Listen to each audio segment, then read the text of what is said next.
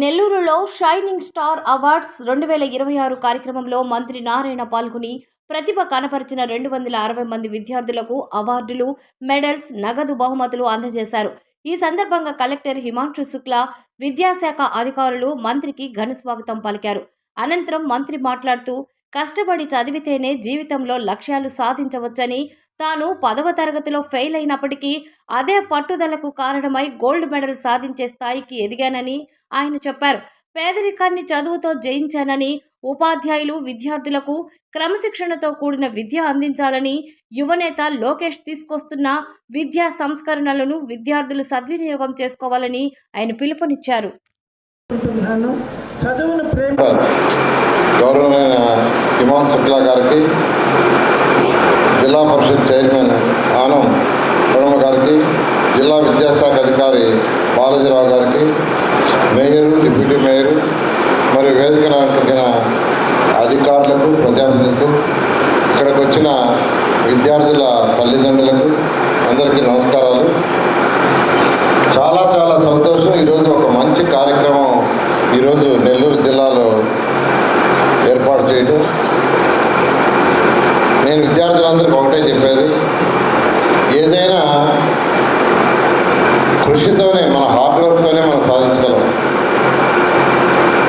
అల్టిమేట్గా మీరు అనుకున్న గోల్ రీచ్ కావాలంటే అది ఓన్లీ బై హార్డ్ వర్క్. ఇంకా వేరే ఏ అడ్డదారులలో కూడా అనుకున్నది రీచ్ కాలేరు. మీలో కొంతమంది సైంటిస్ట్ కావాలంటుంది, కొంతమంది ఐఏఎస్, కొంతమంది ఐపీఎస్, డాక్టర్లు, ఇంజనీర్లు, రకరకాలుగా ఉంటుంది.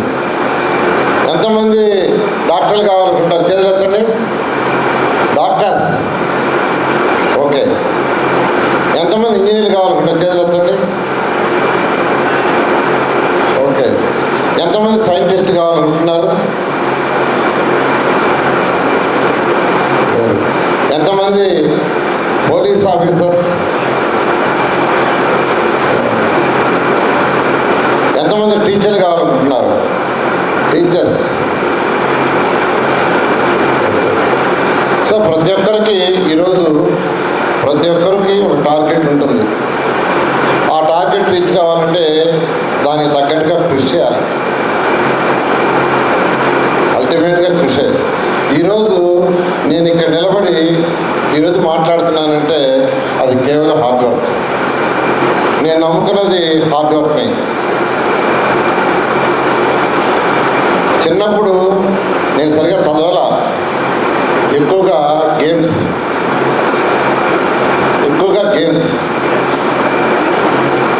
అందరికీ తెలియదు. చాలామందికి గేమ్స్ మీద ఎక్కువగా పెట్టి ఎక్కువ టైం స్పెండ్ చేసి 10th క్లాస్ ఫెయిల్ అయ్యా. 10th class I fail. నాతోటి స్నేహితులు ముందుకు పోయారు. పోయిన తర్వాత పట్టుదల పెంచుకున్నా. వాళ్ళు ముందుకు పోవట్లేదు, నేను వెనక్కి పోవట్లేదని. ఆ తర్వాత ఎడ్యుకేషన్ మీద కాన్సన్ట్రేషన్ చేశారు.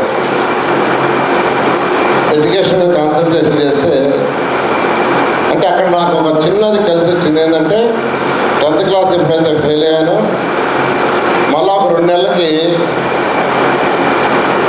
మార్క్స్ యాడ్ చేశారు. అప్పుడు గౌరవ వెంకటరామరెడ్డి గారు సీఎం ఉన్నారు. ఫెయిల్ అయిన విద్యార్థులందరికీ 2 మార్కులు యాడ్ చేశారు. నేను 1 మార్కులో ఫెయిల్ అయినా. ఎప్పుడైతే 2 మార్కులు యాడ్ చేశారో నేను మళ్ళీ పాస్ అయిపోయాను 2 నెలలకి. ఇవన్నీ ఇంటర్మీడియట్ చేరాను. ఇంటర్మీడియట్ నుంచి డిగ్రీ విఆర్ కళాశాలలోనే ఇంటర్, విఆర్ కళాశాలలోనే డిగ్రీ, అక్కడే స్కూల్. అంటే ఎప్పుడైతే ఫెయిల్ అయ్యానో ఒక పట్టుదల పెరిగి హార్డ్ వర్క్ చేసి డిగ్రీలో విఆర్ కళాశాలలో 3 సంవత్సరాలు యూనివర్సిటీ ఫస్ట్, ఎస్సీ యూనివర్సిటీ 3 సంవత్సరాలు. నాకు నా సెకండ్ ర్యాంకర్కి 10% వేరియేషన్ మార్కులు. నాకు నా సెకండ్ ర్యాంకర్కి. మళ్ళీ ఎస్సీ యూనివర్సిటీ తిరుపతిలో ఎంఎస్సీ స్టాటిస్టిక్స్ చేస్తే అక్కడ యూనివర్సిటీ ఫస్ట్.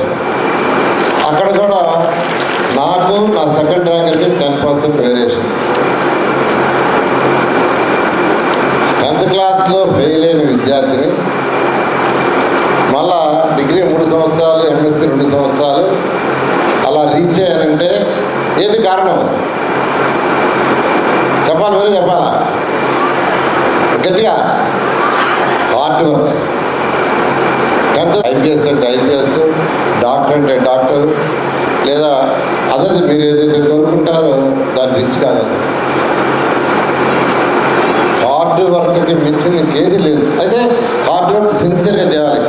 అంటే 4 రోజులు కష్టపడి 3 రోజులు వదిలేయటం, లేదా రాత్రులు 2 దాకా 3 దాకా చదవటం, తెల్లవారి 10-11కి వెళ్ళటం, అలా కాదు. యూనిఫామ్గా చక్కగా ఒక షెడ్యూల్ వేసుకోవాలి. 365 రోజులు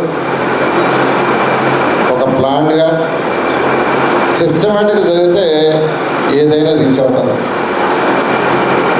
ఆ ఎంఎస్సీ అయిపోయిన తర్వాత నేను విఆర్ కళాశాలలో పార్ట్ టైం లెక్చర్గా జాయిన్ అయ్యాను.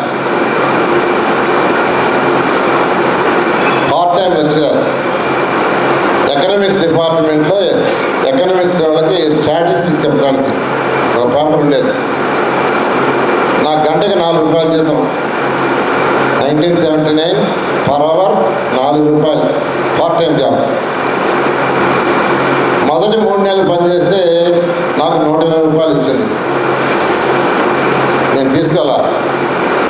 మేనేజ్మెంటే ఒక గోల్డ్ మెడలిస్టు ఇదే కాలేజీ చదివిన వాడికి 3 నెలలకు 120 అని నెలకు 400 రూపాయలు ఫిక్స్ చేశారు.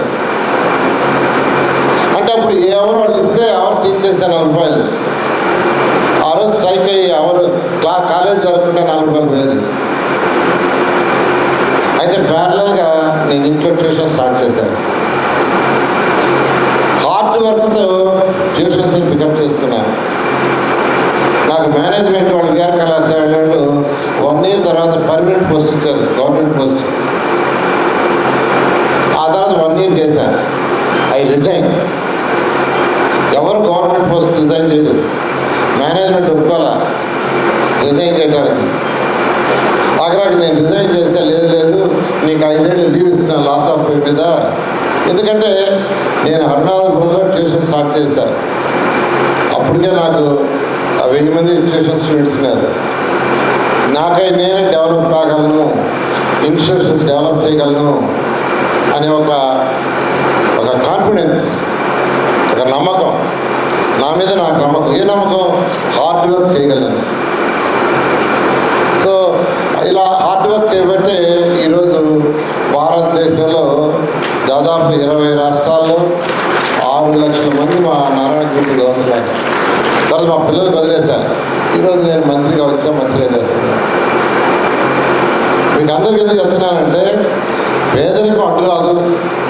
మా father bus conductor, private bus conductor, RTC కాదు,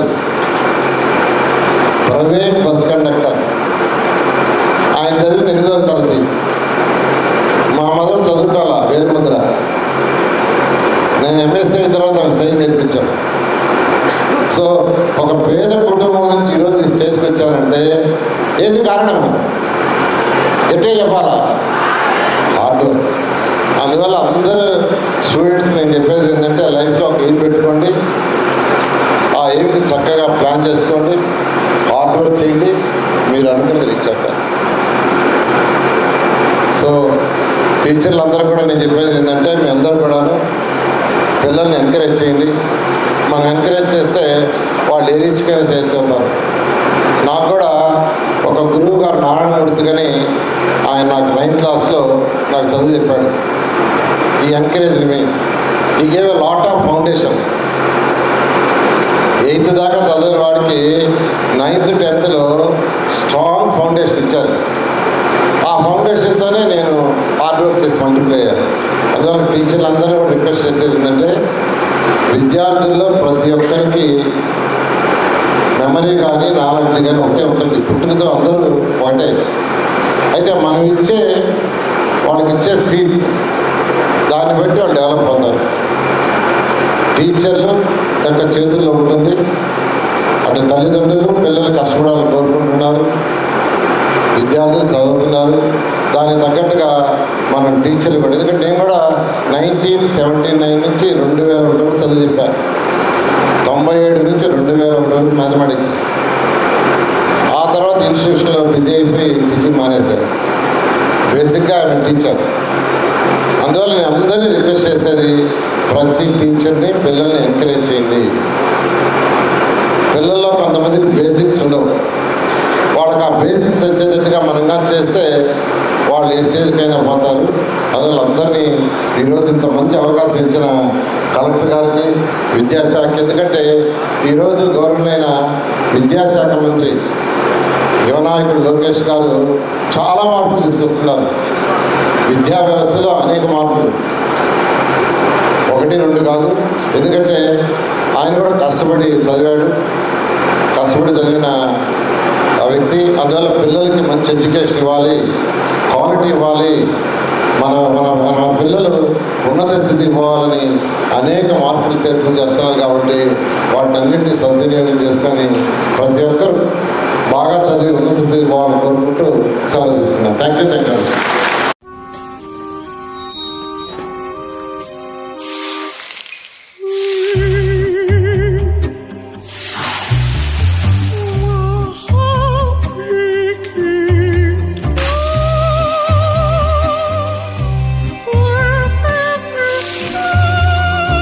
No matter the heat outside, stay cool inside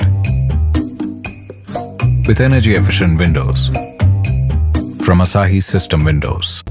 Please subscribe SS News AP.